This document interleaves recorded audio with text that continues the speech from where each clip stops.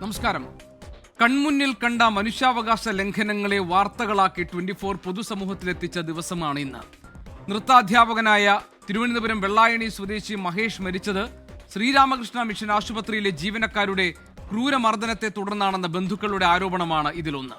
മഹേഷിന്റെ ശരീരത്തിലെ മുറിവുകളും ചതവുകളും പോസ്റ്റ്മോർട്ടം റിപ്പോർട്ടിലൂടെ പുറത്തുവന്നു. കൊല്ലം കണ്ണനല്ലൂരിൽ പോലീസ് കസ്റ്റഡിയിലായിരിക്കെ കുഴഞ്ഞുവീണ നിരണം പഞ്ചായത്ത് മുൻ പ്രസിഡന്റ് KP പുന്നൂസിന്റെ ദാരുണാവസ്ഥയാണ് മറ്റൊന്ന്. കസ്റ്റഡിയിലെടുത്ത് 24 മണിക്കൂർ കഴിഞ്ഞിട്ടും മാജിസ്ട്രേറ്റിന് മുന്നിൽ ഹാജരാക്കാതിരുന്ന KP പുന്നൂസ് ഇപ്പോൾ വെന്റിലേറ്ററിലാണ്. ഈ രണ്ട് സംഭവങ്ങളിലും മനുഷ്യനോട് കാണിക്കുന്ന ക്രൂരതകളുടെ മുഖമാണ് തെളിഞ്ഞു വരുന്നത്. ഈ മനുഷ്യാവകാശ ലംഘനങ്ങളോട് നമ്മൾ എങ്ങനെ മുഖം തിരിക്കും? എൻകൗണ്ടർ പരിശോധിക്കുന്നു. പ്രേക്ഷകർക്ക് സ്വാഗതം.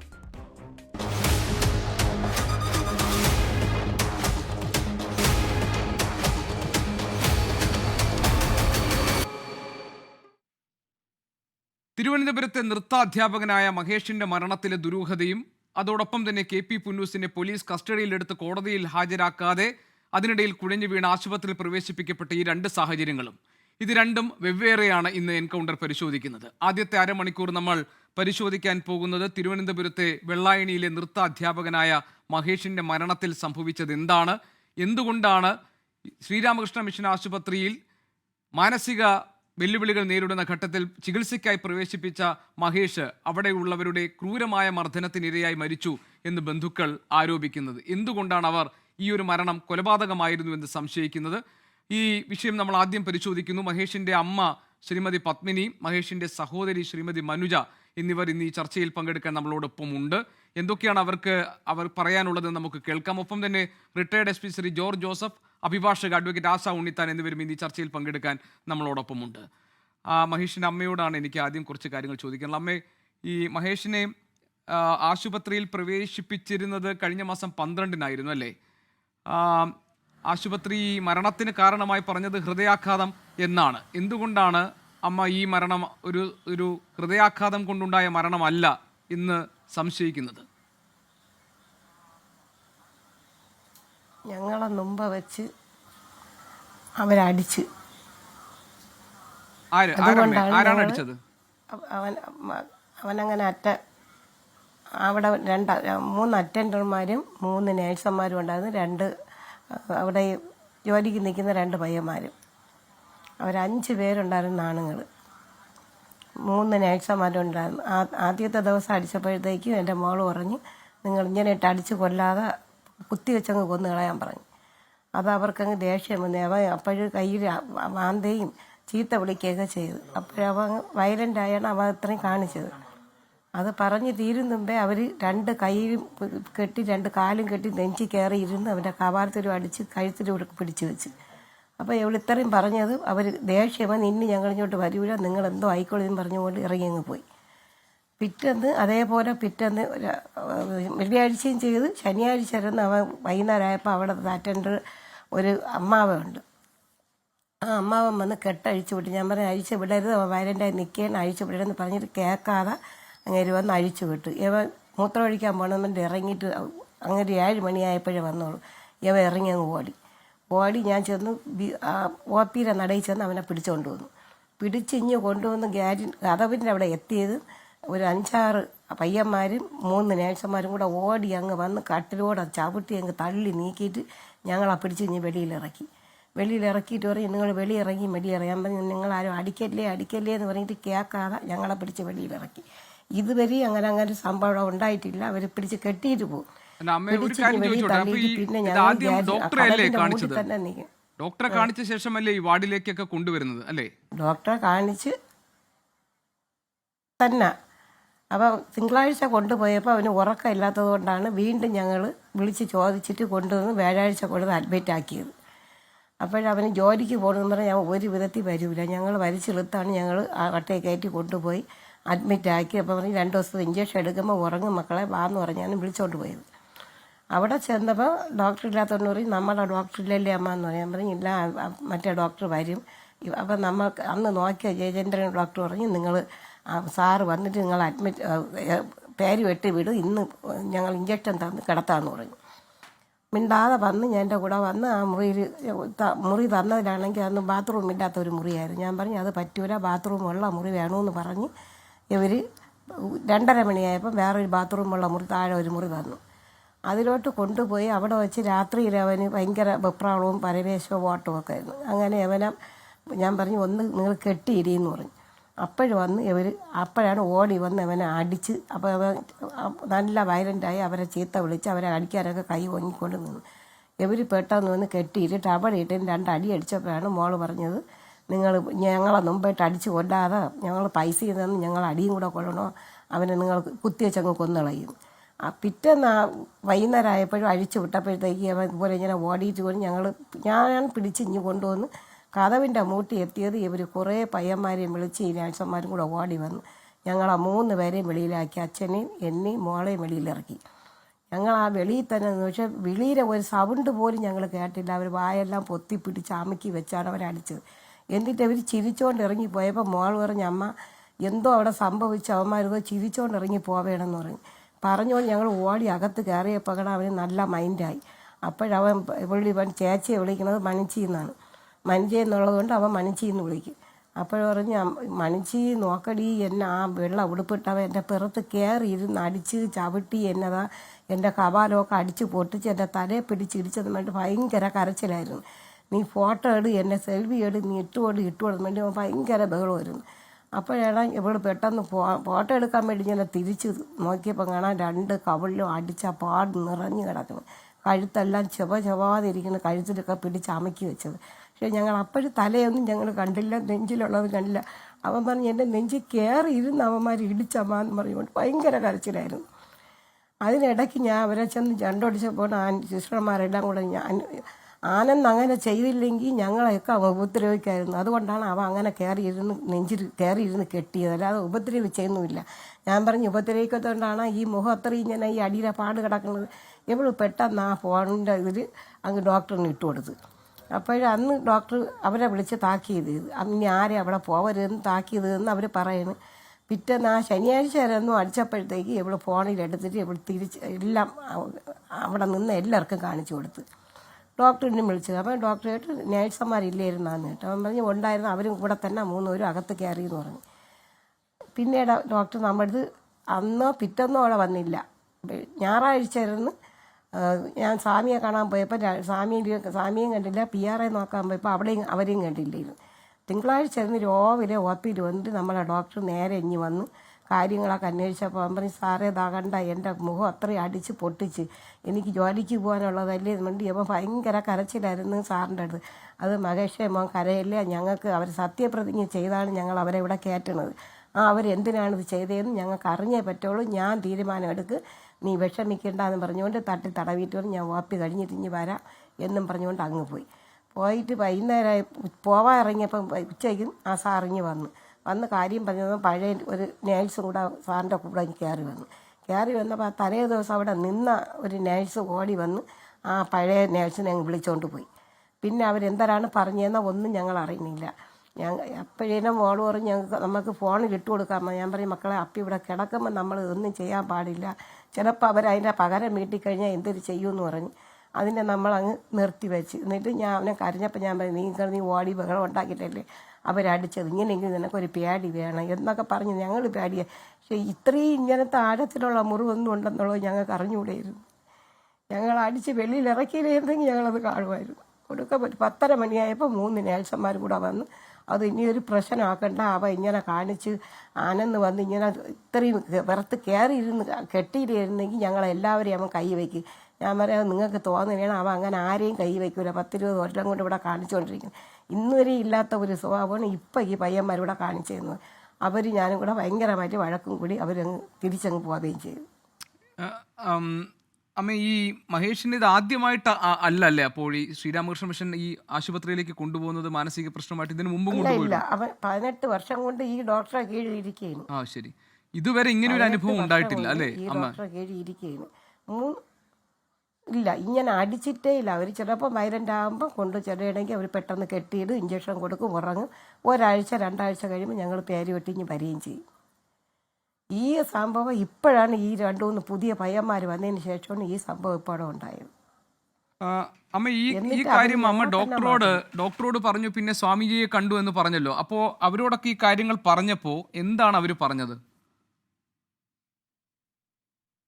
അവര് പറഞ്ഞത് അങ്ങനെയൊന്നും ഉണ്ടാവൂല, അവർ സത്യപ്രതിജ്ഞ ചെയ്ത് കയറുന്നവരാണ്, അവർക്ക് അങ്ങനെ ചെയ്യാനുള്ള ന്യായം അവിടെ ഇല്ല എന്ന്. പക്ഷെ ഞങ്ങളെ കൊച്ചിന് കിട്ടി. അവർ വിചാരിച്ച അവന് സുഖമില്ലാത്തതല്ലേ, അവനൊന്നും അറിഞ്ഞുകൂടാന്നാണ് അവർ വിചാരിച്ചത്. പക്ഷെ അവൻ്റെ ആ മൈൻഡ് മാറിയപ്പോൾ അവന് എല്ലാ കാര്യങ്ങളും അവനറിയാം. ഒരു 10 മിനിറ്റ് ആ ഒരു ചെന്നി വെട്ടുമ്പോൾ ഒരു 10 മിനിറ്റ് അവൻ്റെ ഒരു അപ്പോഴവന് ഒരു ഓർമ്മ കാണില്ല. ആ കവിളിൽ 2 തട്ട് കെട്ടിക്കഴിഞ്ഞാൽ അവനും എല്ലാം നല്ല നോർമലാണ്. അത് ഞങ്ങൾക്ക് അറിയാമെന്നുള്ള കാര്യമാണ്, അത് ഡോക്ടറിനും അറിയാം. ശരി അമ്മ, ഒരു മിനിറ്റ് ഞാൻ മനുജയോട് കൂടി ഒന്ന് ഞങ്ങളെ സംസാരിക്കട്ടെ. വെള്ളിയാഴ്ച വിടാനും അമ്മ ഒരു പറഞ്ഞു. മിനിറ്റ്, ഞാൻ മനുജയോട് കൂടി ഒന്ന് സംസാരിച്ചിട്ട് വരാം. ശ്രീമതി മനുജ, ഈ എന്താണ് അന്ന് അവിടെ നടന്ന കാര്യങ്ങൾ? ഈ മഹേഷിന്റെ ഈ മരണത്തിൽ ഇതിപ്പോൾ നിങ്ങൾ ഒരുപാട് മുറിവുകളുണ്ട്, ചതവുണ്ട് എന്നൊക്കെയാണല്ലോ ഈ പോസ്റ്റ്മോർട്ടം റിപ്പോർട്ടിൽ കണ്ടെത്തിയിരിക്കുന്നത്. ഇത് ശരിക്കും പറഞ്ഞാൽ ഇങ്ങനെ അവർ മർദ്ദിച്ച് കൊലപ്പെടുത്തി എന്നാണോ നമ്മൾ മനസ്സിലാക്കേണ്ടത് മനുജ?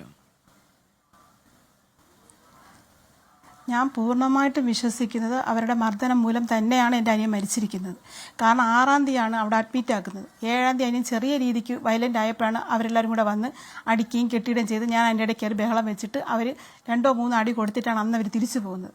പിറ്റേന്ന്, അതായത് 8-ാം തീയതിയൊന്നും ഇതുപോലെ ബഹളമായി അനി ഇറങ്ങി ഓടിയ സമയത്ത് ഞാൻ അമ്മയത്ത് പറഞ്ഞ, അമ്മ അന്ന് വന്ന അവർ തന്നെ, അതായത് ഞാൻ ഇടയ്ക്ക് കയറി പറഞ്ഞതുകൊണ്ട് അടിക്കാതെ പോയി ആ പയ്യൻ ആനന്ദ്, അവനും വേറെ കുറേ പേരും കൂടെ ചേർന്നാണ് വീണ്ടും അനിയനെ പിടിച്ചുകൊണ്ട് വന്ന് വീണ്ടും കട്ടിൽ കൊണ്ടുവന്ന് അങ്ങ് എറിയാണ് ചെയ്തത്. അപ്പോൾ എനിക്ക് കാല് സുഖമില്ലാത്തതുകൊണ്ട് പിറകെ ഇറങ്ങി ഓടാൻ പറ്റത്തില്ല. അപ്പം ഞാൻ പുറത്തായിപ്പോയി. അകത്ത് നിന്ന് അമ്മയും അച്ഛനെയും പുറത്ത് ഇറക്കിയിട്ടാണ് അവർ കട്ടിലൂടെ പിടിച്ച് കിടത്തി 2 സെക്യൂരിറ്റിക്കാർ കയ്യിൽ പിടിച്ചു വെച്ച് കൊടുക്കുന്നത്. ഈ അറ്റൻഡർ ആനന്ദ് എന്ന് പറയുന്ന പയ്യൻ നെഞ്ചിൽ കയറിയിരുന്നാണ് അനിയൻ്റെ കഴുത്തിന് കുത്തിപ്പിടിച്ചാണ് സൗണ്ട് വെളിയിൽ കേൾക്കാത്ത രീതിയിലാണ് വീണ്ടും അടിച്ചിരിക്കുന്നത്. തിരിച്ച് ഇവരെല്ലാവരും കൂടെ ചിരിച്ച ഭാവത്തിൽ ഇറങ്ങി വരുമ്പോൾ ഞാൻ അമ്മയത്ത് പറയണം, അമ്മ അകത്ത് എന്തോ നടന്നിട്ടുണ്ട്, അമ്മ പെട്ടെന്ന് പോയി നോക്കുന്നു. ചെന്നപ്പോൾ അവൻ ഭയങ്കരമായിട്ട് കരയുന്നു. എൻ്റെ നെഞ്ചിൽ ആ വെള്ള ഷർട്ടും പാൻറ്റും ഇട്ട ആൾ എൻ്റെ നെഞ്ചിൽ കയറി ഇരുന്നാണ് മണിച്ചി എന്നെ അടിച്ചത്, നീ നോക്കടി എന്ന് വേണ്ട, സെൽഫി എടുക്കടി. അങ്ങനെയാണ് ഞാൻ നോക്കിയപ്പോൾ നല്ല നീരും ഉണ്ടായിരുന്നു മുഖം. ഞാൻ അങ്ങനെ ആ ഫോട്ടോ എടുത്ത് അത് പോലീസിനും കാണിച്ചു കൊടുത്ത് ഏറെക്കുറെ പേർക്ക് ഞാനത് കാണിച്ചു കൊടുത്തായിരുന്നു. അത് കഴിഞ്ഞ് രാത്രിയായപ്പോൾ ഒരു 9:30-10 മണിയായപ്പോൾ 3 നഴ്സുമാരൊന്ന് കതകി തട്ടി. അമ്മ പുറത്ത് പോയി അവരുടെ അടുത്ത് സംസാരിച്ചുകൊണ്ടിരിക്കുമ്പോൾ ഞാൻ അവിടെ ചെന്നപ്പോൾ പറയാണ്, ആനന്ദ് അങ്ങനെ നെഞ്ചിൽ കയറി ഇരുന്നില്ല എന്നെങ്കിൽ ആ ഭീമസേനെ പോലെയുള്ള മഹേഷിനെ നമുക്ക് കെട്ടിയിടാൻ പറ്റുമായിരുന്നോ എന്നുള്ള രീതിക്കാണ് അവർ സംസാരിച്ചത്. അങ്ങനെ അമ്മയും അവർ തമ്മിൽ സംസാരമായി. ഈ ഫസ്റ്റ് ഡേ ഇവൻ അടിക്കുന്ന സമയത്ത് ഞാൻ ഇതിനിടയ്ക്ക് സംസാരിച്ചതുകൊണ്ട് പിറ്റേന്ന് ഇവരാരും റൂമിൽ വരികയോ BP അങ്ങനെയുള്ള കാര്യങ്ങളൊന്നും ചെക്ക് ചെയ്യുകയോ ഒന്നും ചെയ്തില്ല. രാവിലത്തെ മെഡിസിൻ കൊടുത്തത് ഉച്ചത്തെ മെഡിസിൻ കൊടുത്തത് വൈകുന്നേരം. രാത്രി ബഹളം വെച്ചതിൻ്റെ പേരിൽ ഞാനും അമ്മയും കൂടെ ചെന്ന് വിളിച്ചപ്പോഴാണ് അവർ വന്ന് ഇഞ്ചക്ഷൻ പോലും എടുത്തത്. അത്രയ്ക്കൊരു പട്ടിയെ പോലെയാണ് ഞങ്ങൾ അതിൻ്റെ അകത്ത് ഇട്ടിരുന്നത്. അന്നേ ദിവസം തലേ ദിവസം നമ്മൾ അവിടെ അഡ്മിറ്റ് ആവുന്നു. അന്നേ ദിവസം രാവിലെ 10,000 രൂപയുടെ ബില്ല് വരുന്നു. അമ്മ കൊണ്ടുപോയി ആ ബില്ല് അടക്കിയാണ്. അന്ന് വൈകുന്നേരമാണ് ഇത്രയും ബഹളങ്ങളും കാര്യങ്ങളെല്ലാം ഉണ്ടായത്. ഞാൻ അപ്പോൾ തന്നെ ഡോക്ടറെ വിളിച്ച് കാര്യങ്ങളെല്ലാം സംസാരിച്ച് അത് എന്തുകൊണ്ട് എൻ്റെ ഫോണിൽ അന്ന് അത് റെക്കോർഡായി കിടന്നു. ആ റെക്കോർഡാണ് ഞാൻ രാവിലെ അയച്ചു കൊടുത്തത്. അപ്പോൾ ഡോക്ടർ തന്നെ പറയുന്നുണ്ട്, അങ്ങനെ സംഭവിക്കാൻ വഴിയില്ലല്ലോ, ഞാൻ സിസ്റ്റർമാരെ വിളിച്ച് താക്കീത് ചെയ്യാം. ഇതെല്ലാം പറഞ്ഞത് വൈകുന്നേരം സിസ്റ്റർമാർ വന്ന് ഈ സംസാരിച്ചതിൻ്റെ കൂട്ടത്തിൽ പറയണം, നിങ്ങൾ ഡോക്ടറെ വിളിച്ചതും സംസാരിച്ചതെല്ലാം ഞങ്ങൾ അറിഞ്ഞ്, അതൊക്കെ നിങ്ങളുടെ വിഷയം, നിങ്ങൾ വേറെ ബൈസ്റ്റാൻഡിനെ നിർത്തിയാൽ ഇനി നോക്കോളൂ. അങ്ങനെയൊക്കെ ഒരുപാട് സംസാരങ്ങളായി. അപ്പം ഞാൻ പറഞ്ഞ വയസ്സായ അമ്മയും അച്ഛനും ഈ വയ്യാത്ത ഞാനും മാത്രമേ ഉള്ളൂ അനിയൻ്റെ കൂടെ നിൽക്കാൻ, നിങ്ങൾ അല്ലെങ്കിൽ ഡിസ്ചാർജ് ചെയ്ത് തരാൻ പറഞ്ഞു. ആ ഡിസ്ചാർജ് ഞങ്ങൾക്ക് തരാൻ പറ്റില്ല, നിങ്ങൾ വേറെ ഇത്തിരി തടിയും മിടുക്കുള്ള 2 പേരെ നിങ്ങൾ നിർത്തിയാൽ മാത്രമേ ഇനി മഹേഷിനെ നോക്കുള്ളൂ. അങ്ങനെ ഭയങ്കരമായിട്ട് സംസാരം നടന്നു. അതിനിടയ്ക്ക് തന്നെ 3 റൂമാണ് അവർ മാറ്റിയത്. ആദ്യത്തെ പ്രാവശ്യം അതിന്റെ ഇടയിൽ ഒരു കാര്യം ചോദിക്കട്ടെ, ഇത് മുഴുവൻ അവിടുത്തെ ഈ അറ്റൻഡർമാരാണോ ഈ ചെയ്തതൊക്കെ, അതോ നഴ്സുമാരോ ഇതിന് കൂട്ടുനിന്നോ? ഈ അറ്റൻഡർമാരും ഈ സെക്യൂരിറ്റിക്കാരാണ് വന്ന് പിടിച്ചു കൊടുക്കുന്നത്. അറ്റൻഡർമാർക്ക് അടിക്കാൻ കണക്കിന് സെക്യൂരിറ്റിമാരാണ് വന്ന് പിടിച്ചു കൊടുക്കുന്നത്. അത് ഈ അറ്റൻഡർമാരെന്ന് പറയുന്നത് വേറെ ഏതോ വാർഡിൽ നിൽക്കുന്നവരെ ഇവർ വിളിച്ച് വരുത്തിയാണ് ചെയ്യണം. കാരണം ഇവിടെ നിൽക്കുന്ന അറ്റൻഡർ എന്ന് പറഞ്ഞാൽ ഇത്തിരി വയസ്സായ ഒരു മാമനാണ്. ഈ വന്നതെല്ലാം 10-25 വയസ്സിനകത്തുള്ള ഇപ്പം ജോലിക്ക് കയറിയ പുതിയ ആളുകളാണ്. പഴയ ആൾക്കെല്ലാം മഹേഷിനെ നന്നായിട്ട് അറിയാം. അവനൊരു ഡാൻസറാണെന്നും അവൻ്റെ വായിൽ നിന്ന് ഒരു അസഭ്യം വരില്ല എന്നുള്ളതെല്ലാം എല്ലാവർക്കും അറിയാം. പഴയ ആളുകൾക്ക് എല്ലാവർക്കും അറിയാം. ഈ പുതുതായിട്ട് വന്നവർക്കൊന്നും അറിയില്ല. ഇവർക്ക് 25 വയസ്സിൻ്റെ ആ ഒരു ചോരത്തിള പത്രം തീർത്തത് എൻ്റെ അനിയൻ്റെ നെഞ്ചത്തായിരുന്നു. അപ്പോഴും ഞാൻ പറയുന്നുണ്ട് അമ്മ നല്ല അടി കിട്ടിയിരിക്കുകയാണ് എന്ന് പറഞ്ഞപ്പോൾ ഇല്ല അങ്ങനെ നമ്മൾ വലിയ രീതിയിലൊന്നും നമ്മൾ കൈവച്ചിട്ടില്ല, ആ രീതിക്കൊക്കെയാണ് അവർ സംസാരിച്ചത്. അപ്പം ഞാൻ ഇതിൻ്റെ പിറകിൽ ഈ പോസ്റ്റ്മോർട്ടം റിപ്പോർട്ടിനായാലും ഞാൻ കുറേ പ്രാവശ്യം കയറി ഇറങ്ങി മ്യൂസിയം സ്റ്റേഷനിൽ ചെല്ലുമ്പോൾ അയ്യോ 15 ദിവസം എടുക്കും, 20 ദിവസം എടുക്കും, പിന്നെ ഇപ്പോൾ 35 ദിവസം എടുക്കും എന്ന് പറഞ്ഞു. അങ്ങനെ ഓണം കഴിഞ്ഞിട്ട് ഈ കഴിഞ്ഞ വെള്ളിയാഴ്ചയാണ് ഞാൻ അവിടെ ചെല്ലുന്നപ്പോഴത്തേക്കും പോലീസ് അവിടെ ഇല്ല. അപ്പോൾ എൻ്റെ അടുത്ത് പറഞ്ഞ് ഇങ്ങനെ ശാസ്തമംഗലത്ത് ഹോസ്പിറ്റലിൽ പോയിരിക്കുകയാണ്, അവർ റെഗുലറായിട്ട് ഇത് അന്വേഷിച്ചുകൊണ്ടിരിക്കുകയാണെന്നും പറഞ്ഞു. ഒരു 12:30-1 മണിയായപ്പോഴാണ് പോലീസുകാരെല്ലാവരും വന്നത്. അപ്പോഴും എൻ്റെ അടുത്ത് പറയുന്നു ഇപ്പോൾ ഡോക്ടറെ മൊഴിയെടുക്കാൻ പോയിട്ട് വന്നതാണ്. അപ്പം ഞാൻ ചോദിക്കുന്നു മാഡം എനിക്ക് ആ റിപ്പോർട്ട് കിട്ടിയിട്ടുണ്ടോ? ആ കിട്ടിയിട്ടുണ്ട്, ഇപ്പം ഞാൻ എൻ്റെ കോപ്പി തരാം, അത് 3ാമത്തെ നിലയിൽ പോയി ഇനിയിപ്പോൾ എൻ്റെ ഒറിജിനൽ വാങ്ങാനൊന്നും നിൽക്കേണ്ട, സുഖമില്ലാത്തതല്ലേ, എനിക്ക് കാല് വയ്യാത്തതുകൊണ്ട്. ഞാൻ പറഞ്ഞു ശരി മാഡം നിങ്ങൾ എനിക്ക് എൻ്റെ കോപ്പി തന്നാൽ മതി. കോപ്പി തന്നപ്പോഴത്തേക്കും ഞാൻ ചോദിക്കണം ഈ അടി കൊണ്ടതിൻ്റെ പേരിലാണോ അനിയന് മരണം സംഭവിച്ചത്? അല്ല, ഇതെല്ലാം നിസ്സാരമായ മുറിവുകളാണ്, ഇതൊന്നും മരണകാരണങ്ങളേ അല്ല, പിന്നെ ബ്ലഡ് കോട്ട് ചെയ്താണ് അനിയൻ മരിച്ചതെന്ന്. പക്ഷേ മരിക്കുന്നതിൻ്റെ അന്ന്, അതായത് 12-ാം തീയതി വൈകുന്നേരം ഞാൻ ICUയിൽ അനിയനെ കാണാൻ കയറിയപ്പോഴാണ് അവിടുത്തെ നഴ്സ് പറഞ്ഞത് അത് കാർഡിയാക് അറസ്റ്റാണ്. അപ്പം ഞാൻ ചോദിക്കണം അതെങ്ങനെ ഒരു BP-യോ ഷുഗറോ കൊളസ്ട്രോളോ ഒന്നുമില്ലാത്ത എൻ്റെ അനിയനെ എങ്ങനെ കാർഡിയാക് അറസ്റ്റ് വരും? ഇത് അങ്ങനത്തെ പ്രശ്നമല്ല. അങ്ങനെ ഞാൻ വാർഡ് മെമ്പറിൻ്റെ അടുത്ത് കണ്ട് വാർഡ് മെമ്പറിൻ്റെ അടുത്ത് ഞാൻ പറയുന്നത് മെമ്പറെ എനിക്ക് പോസ്റ്റ്മോർട്ടത്തിന് അനിയനെ കൊടുത്തേ പറ്റൂ, എനിക്ക് അന്നത്തെ അടിയുടെ എനിക്ക് നല്ല സംശയമുണ്ട്, പോസ്റ്റ്മോർട്ടത്തിന് കൊടുത്തേ പറ്റുന്ന എൻ്റെ ഒരു പിടിയിലാണ് ചേച്ചി, അതായത് വാർഡ് മെമ്പർ ആരെയൊക്കെയായിട്ടൊക്കെ വിളിച്ച് സംസാരിച്ച് പോസ്റ്റ്മോർട്ടത്തിന് അത് കേസിനുള്ള കാര്യങ്ങൾ ചെയ്തത്. അതുകൊണ്ട് 8 മണിയായിട്ട് ആംബുലൻസ് വന്നിട്ട് എൻ്റെ അനിയനെ വിട്ടു തന്നില്ല നമുക്ക് മെഡിക്കൽ കോളേജിൽ കൊണ്ടുപോകാൻ. 10 മണിയായി, 11 മണിയായി, 12ആയി, 1 മണിയായി, 2 മണിക്ക് ശേഷമാണ് എൻ്റെ അനിയനെ എനിക്ക് വിട്ടു തന്നത് മെഡിക്കൽ കോളേജിൽ കൊണ്ടുപോകാൻ വേണ്ടിയിട്ട് പോസ്റ്റ്മോർട്ടത്തിന്. അതുവരെ അവരവിടെ ICUയിൽ തന്നെ കിടത്തിക്കുന്നു.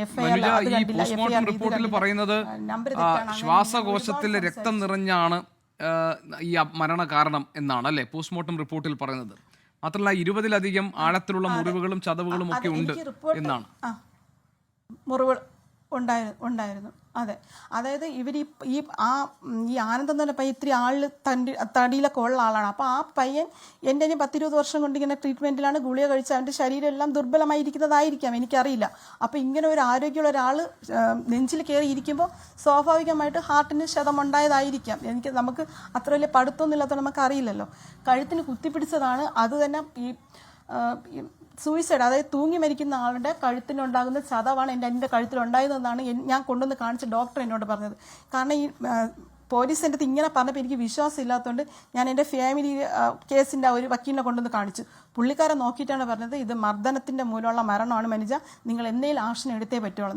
എന്നിട്ട് ഞാൻ എന്ത് ചെയ്തു, നമ്മളെ വാർഡ് മെമ്പറുമായിട്ട് ബന്ധപ്പെട്ട് വാർഡ് മെമ്പറേയും കൊണ്ട് ആയുർവേദ ഹോസ്പിറ്റലിൽ ജോലി ചെയ്യുന്ന അവർ ഹസ്ബൻഡും വൈഫും ആയുർവേദ ആശുപത്രിയിലാണ്, അവരെ കൊണ്ടുപോയി കാണിച്ചപ്പോഴാണ് 5-ാമത്തെ പോയിന്റ് മുതൽ 22-ാമത്തെ പോയിന്റ് വരെ അവർ പെൻസിലിട്ട് അടയാളപ്പെടുത്തി മലയാളത്തിൽ എനിക്ക് പറഞ്ഞു തരിക ചെയ്തത്. മില്ലിമീറ്റർ കണക്കിനല്ല, സെൻറ്റിമീറ്റർ കണക്കിനാണ് അനിയൻ്റെ അകത്ത് ഉണ്ടായിരിക്കുന്ന ക്ഷതങ്ങളെല്ലാം. അപ്പോൾ ഈ കഴുത്തിൻ്റെ ആ ചതവ് ഉൾപ്പെടെ ബ്ലഡ് കോട്ടായിക്കൊണ്ടിരിക്കുകയായിരുന്നു. സാധാരണ ഒരു ആരോഗ്യമുള്ള മനുഷ്യന് 420 ഗ്രാമിൽ കൂടുതൽ വെയിറ്റ് ഉണ്ടാകത്തില്ല ഹാർട്ടിന്. പക്ഷേ എൻ്റെ അനിയൻ മരിക്കുമ്പോൾ 580 ഗ്രാമാണ് അവൻ്റെ ഹാർട്ട്, അത് കറുത്ത കളറിലായിരുന്നത്. ഇതെല്ലാം എനിക്ക് വരച്ചാണ് എനിക്ക് ആ ഡോക്ടർ പറഞ്ഞു തരികയാണ് ചെയ്തത്. അതിനുശേഷം അപ്പോഴേ ഞാൻ പറഞ്ഞു അന്നേ അടി കിട്ടിയതാണ് ബേക്ക് തലയിൽ മൂക്കളയും ബ്ലഡുമായിട്ട് കോട്ട് ചെയ്തിട്ടുണ്ടായിരുന്നു ഈ ഹാർട്ടിൻ്റെ ചതവ്. അപ്പം ഇത്രയും അടി കിട്ടിയത് എൻ്റെ അനിയൻ ആരോഗ്യം ഉള്ളതുകൊണ്ടാണ് അവൻ 3 ദിവസം കിടന്നിട്ട് മരിക്കുന്നത്. ആ സ്ഥാനത്ത് ഞാനായിരുന്നെങ്കിൽ അന്നല്ലെങ്കിൽ പിറ്റേന്ന് രാവിലെ തന്നെ ഞാൻ മരിക്കും. ആ രീതിക്കുള്ള ക്ഷതമാണ് അവൻ ഏറ്റിരിക്കുന്നത്. അതായത് കഴുത്ത് മുതൽ വയറ് വരെയുള്ള ഭാഗങ്ങളിൽ അത്രയും ചതവേ ഉള്ളൂ. അകത്താണ് മുറിവും ചതവും എല്ലാം ഉണ്ടായിരിക്കുന്നത്. കംപ്ലീറ്റ് ബ്ലഡും നീല കളറിലും കറുത്ത കളറിലുമായിട്ടാണെന്ന് പോസ്റ്റ്മോർട്ടത്തിൽ വ്യക്തമായി പറഞ്ഞിട്ടുണ്ട്. ഒരു ഇഞ്ചക്ഷൻ എടുത്ത് ആ അടയാളം പോലും അവരതിൽ പ്രത്യേകം എഴുതിയിട്ടുണ്ട്. ഇതെല്ലാം എനിക്ക് പറഞ്ഞു തരിക ചെയ്തത്. ശരി, ജോർജ് ജോസഫ് സാർ, ഈ കഴിഞ്ഞ മാസം 7-ാം തീയതി ആശുപത്രിയിൽ പ്രവേശിപ്പിച്ച ശേഷം തുടർച്ചയായി 2 ദിവസം മഹേഷിനെ ക്രൂരമായി മർദ്ദിച്ചു എന്നാണ് ഇപ്പോൾ മഹേഷിൻ്റെ അമ്മയും സഹോദരിയുമാണ് നമ്മളോട് സംസാരിച്ചത്. കഴിഞ്ഞ മാസം 12-നാണ് മഹേഷിൻ്റെ മരണം സംഭവിച്ചത്. പോസ്റ്റ്മോർട്ടം റിപ്പോർട്ടിൽ ശ്വാസകോശത്തിൽ രക്തം കട്ടപിടിച്ചാണ്, രക്തം അടിഞ്ഞാണ് മരണം സംഭവിച്ചിരിക്കുന്നതെന്ന് പറഞ്ഞിട്ടുണ്ട്. ആഴത്തിലുള്ള മുറിവുകളും ചതവുകളും മഹേഷിന് ഉണ്ടായിട്ടുണ്ട്. 10-18 വർഷമായി ചികിത്സയിലാണ്. ഇതിനു മുമ്പും പലതവണ മഹേഷിന് ഇത്തരം പ്രശ്നങ്ങൾ ഉണ്ടാകുമ്പോൾ മാനസികാരോഗ്യ കേന്ദ്രത്തിൽ പോകുന്നു, രാമകൃഷ്ണ മിഷൻ്റെ. അവിടെ അവർ വളരെ കാര്യമായി തന്നെ നോക്കുകയും പരിചരിക്കുകയും ഒക്കെ ചെയ്താണ്. പക്ഷേ ഇത്തവണത്തെ അവരുടെ അനുഭവം ഈ മഹേഷിൻ്റെ മരണത്തിലെത്തിക്കുന്ന ഒന്നായി മാറിയിട്ടുണ്ട്. ഇത് ഇനി അവരോട് ചോദിക്കേണ്ടതാണ്, ഈ പോലീസ് ഈ വിഷയത്തിൽ എന്ത് നിലപാടാണ് സ്വീകരിച്ചിരിക്കുന്നതെന്നൊക്കെ. ഇതെങ്ങനെയാണ് ഈ വിഷയത്തെ കൈകാര്യം ചെയ്യേണ്ടത് നിയമപരമായി? ഇത് നമ്മൾ നിയമപരമായിട്ട് നോക്കുമ്പം ഒരു മെഡിക്കൽ നെഗ്ലിജൻസ് അല്ല ഇത് അവിടെയുള്ള ഇയാളെ കീഴ്പ്പെടുത്താൻ, പ്രത്യേകിച്ച് നല്ല വണ്ണമുള്ള ഒരു പയ്യനായിരുന്നു ഇത്. നല്ല വണ്ണമെന്ന് പറഞ്ഞാൽ നൃത്താധ്യാപകനാണ്, വലിയ തടിച്ചയാളാണ്. അപ്പം സാധാരണഗതിയിൽ ഒരാളോ രണ്ടുപേരെ പിടിച്ചാൽ നിൽക്കില്ല. അതുകൊണ്ട് ഇയാൾ വയലൻ്റ് ആയപ്പം അവർ ബലം പ്രയോഗിച്ച് കീഴ്പ്പെടുത്താൻ ശ്രമിച്ച സന്ദർഭത്തിൽ അയാളുടെ കഴുത്ത് കുത്തിപ്പിടിച്ച് അയാളുടെ നെഞ്ചിൽ ഒരാൾ കയറി നിന്ന് അയാളെ കവിളിൽ മാറി മാറി അടിച്ചിട്ടുണ്ട്. അപ്പം ഭീകരമായ ഒരു മർദ്ദനം അയാളെ കീഴ്പ്പെടുത്താൻ വേണ്ടി രേഖപ്പെടുത്തിയിരിക്കുക, അല്ലെങ്കിൽ അതുകൊണ്ട് തന്നെയാണ് ഒരു മരണം ഉണ്ടായത്. ആ പെൺകുട്ടി പറഞ്ഞതെല്ലാം കേട്ടു. അവർ നന്നായിട്ട് ആ പോസ്റ്റ്മോർട്ടം റിപ്പോർട്ട് പഠിച്ചിരിക്കുന്നു. കാരണം സഹോദരൻ്റെ ജീവൻ പോയി. കാരണം 10-18 വർഷമായിട്ട് അവിടെ ട്രീറ്റ് ചെയ്തുകൊണ്ടിരിക്കുന്നതാണ്. അവിടുത്തെ ഡോക്ടേഴ്സിന് ഇയാളെ അറിയാം. പക്ഷേ ഇപ്പം കുറച്ച് ദിവസമായിട്ട് ഉറക്കമില്ലായിരുന്നു.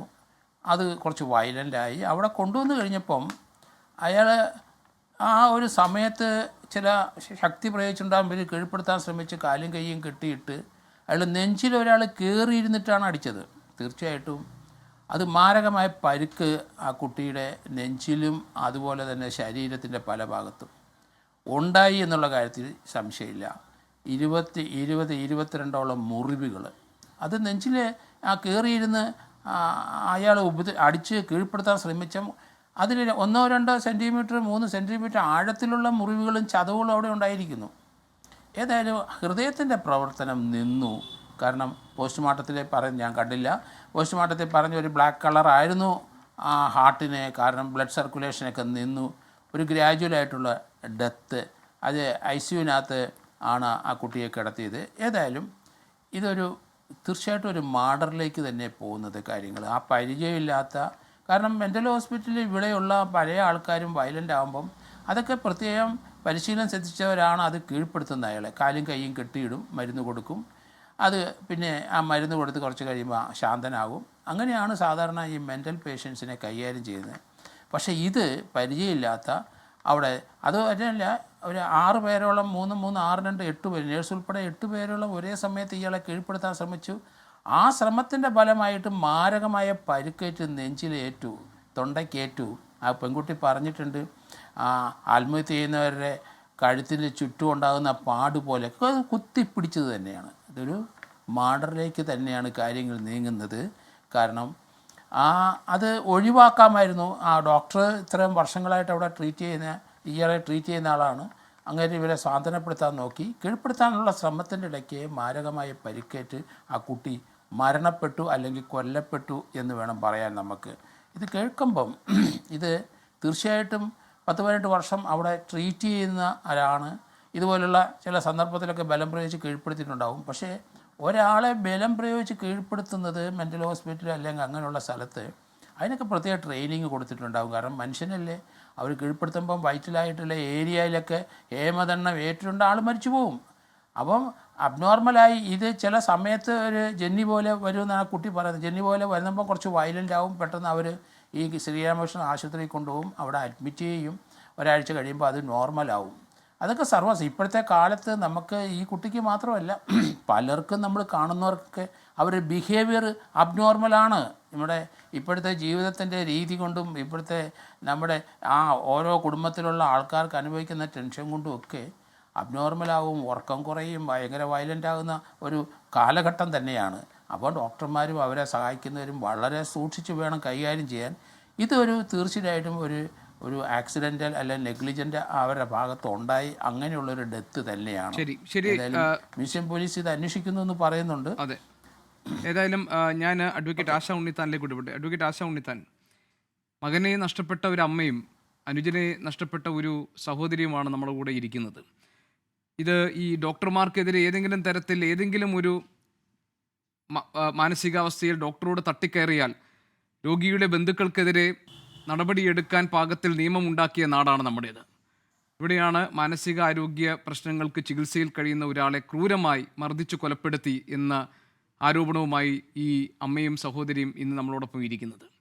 അപ്പോൾ പോസ്റ്റ്മോർട്ടം റിപ്പോർട്ട് അവരുടെ മുന്നിലുണ്ട്, ക്രിസ്റ്റൽ ക്ലിയർ ആയിട്ട് അതിലെ കാര്യങ്ങൾ പറയുന്നുണ്ട്. ഇനി നിയമത്തിൻ്റെ വഴിയിലൂടെ മഹേഷിൻ്റെ മരണത്തിന് ഉത്തരവാദികളായവർ ശിക്ഷിക്കപ്പെടുമ്പോഴാണല്ലോ നീതി കിട്ടിയെന്ന് പറയാൻ കഴിയുക. എന്താണ് അവർ ചെയ്യേണ്ടത്?